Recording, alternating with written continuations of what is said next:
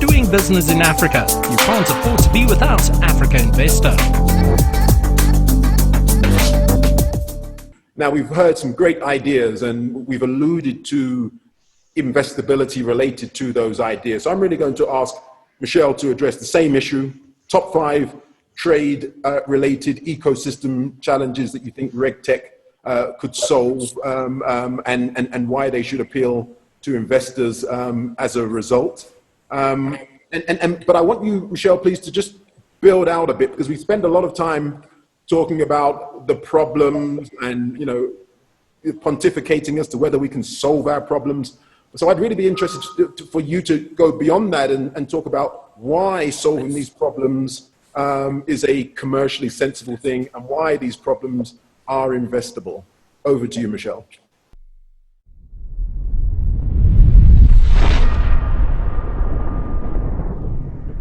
Fantastic. Thank you so much, Hubert. You know, some really interesting input so far. And absolutely, I think I'll, you know, pick up from the point around, you know, why should we be looking into digitization. I think this is what the conversation has pretty much been about.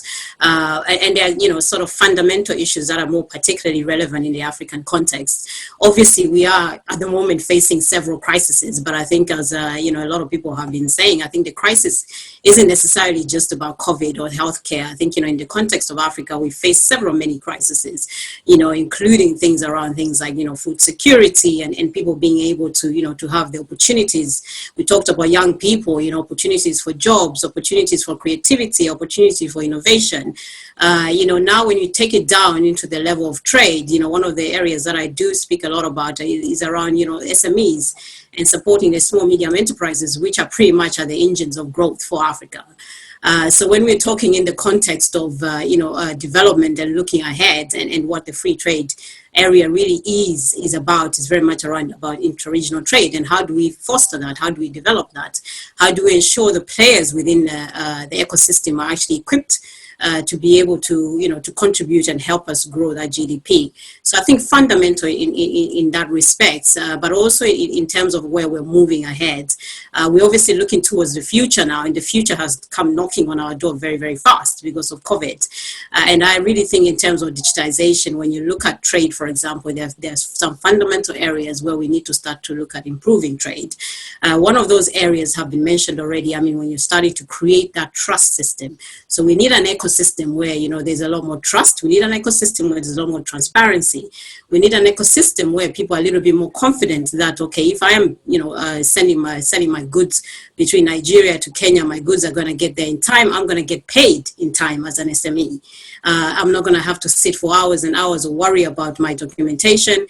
You know, I have to fill this documentation. It takes, I don't know, 15, 20 days before I can get any funding from the bank.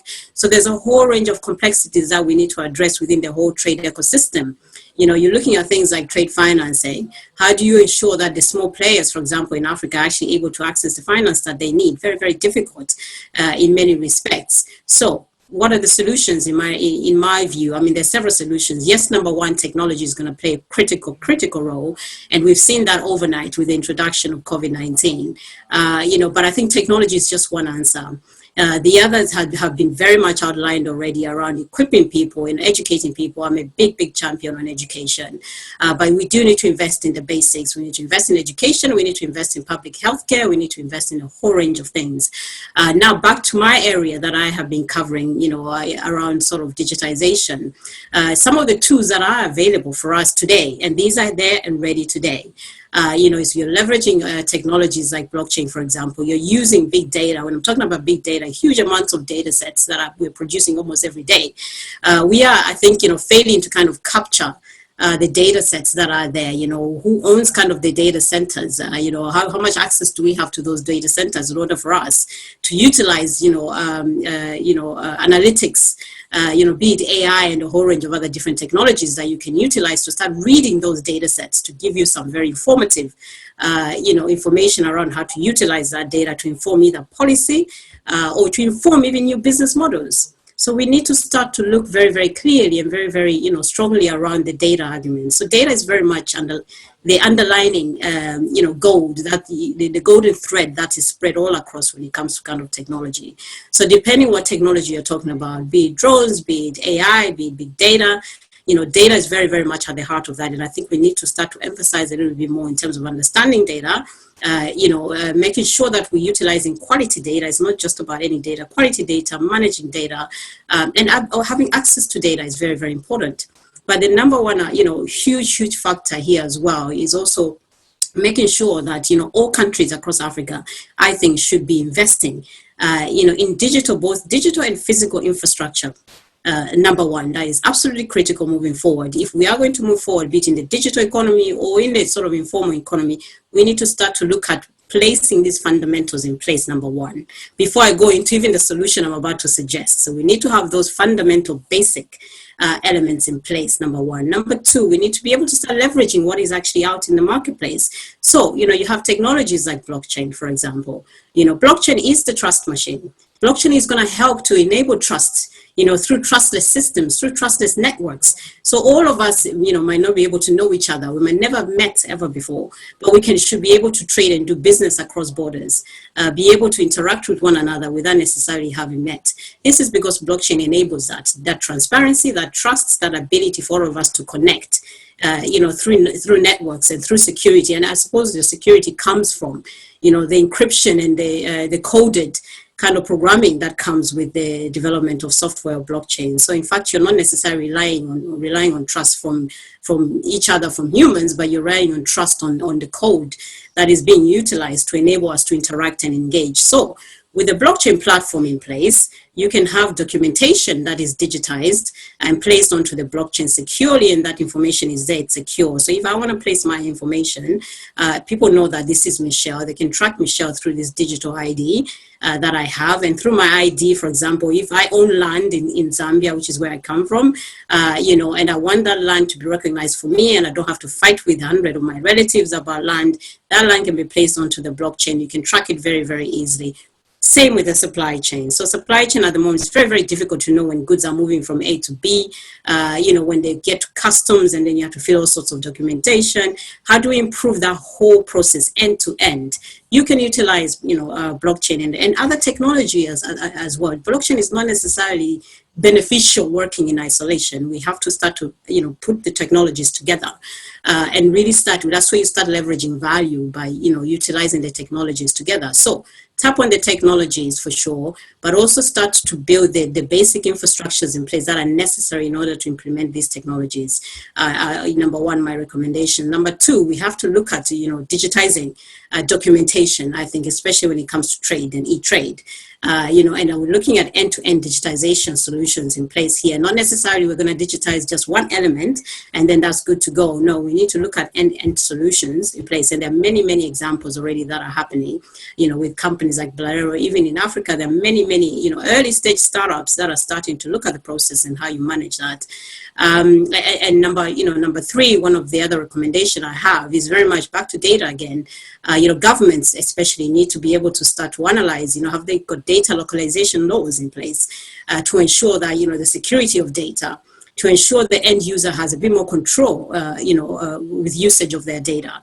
How do we look at actually enforcement around, breakages around not following the protocols that are in place? Very, very important. So these are clear recommendations for governments that should be happening now.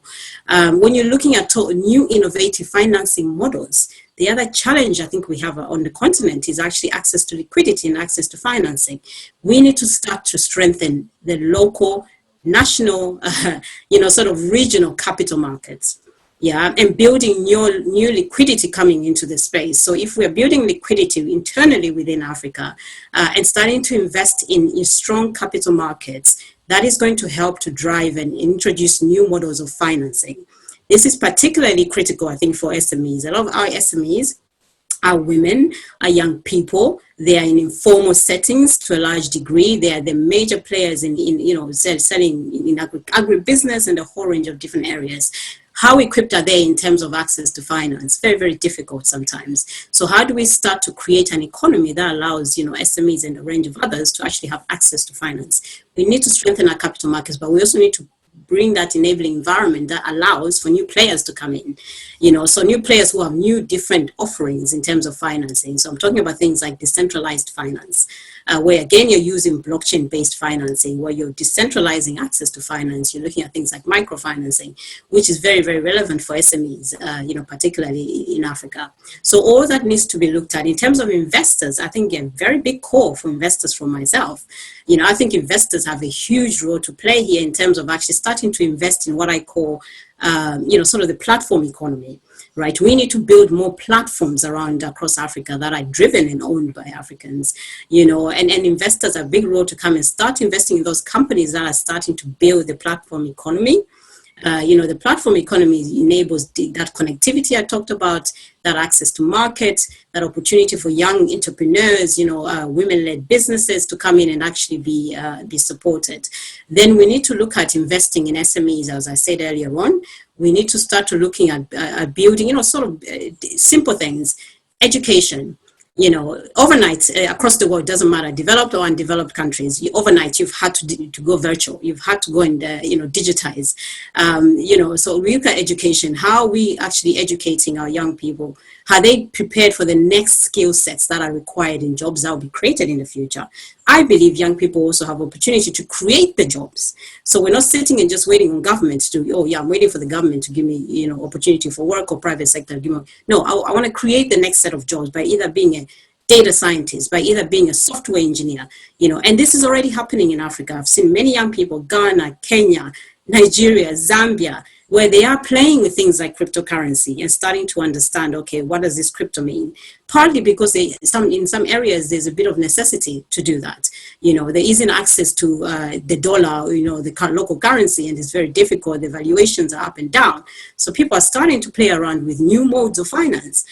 How do we educate young people so that they're prepared and they can compete with their peers across the world, right? This is very important, I think, for Africa. If we're going to drive Africa, how do you get new negotiators in Africa that are equipped, that can go and negotiate, like to Mark's point, that Africa has to drive its own agenda. How do we equip young people and other, future negotiators to go and negotiate for Africa, to place, to give really valid negotiations that is beneficial to the continent. So all that, I'm a big fan of education, very, very big fan of education. I think we need to educate. My company's strapline is very much around, in making sure that we leave no one behind, by obviously educating around sort of the digital element, but also looking at other structures. So education is pretty critical. Investment into the right laws and regulations, and for governments creating a climate for innovators to play is very important. Harnessing financing, and this is where investors come in. Investors can be reassured that investing in Africa is not so risky, because we're starting to introduce, blockchain-based platforms where you can have KYC, AML, embedded into the system. So they're not worrying about due diligence or worrying about, these projects I'm pumping money into are not viable projects, right? We have the tools and the systems in place that gives you that reassurance that what you're investing in is legit. The people you're investing in are legit. You've got that platform where you're part of the network, where you can decide and have consensus about how your money is utilized and where your money goes, and you can track and you can monitor and you can see all that. That's where we're moving towards. Massive opportunities. Thank you. Doing business in Africa. You can't afford to be without Africa Investor.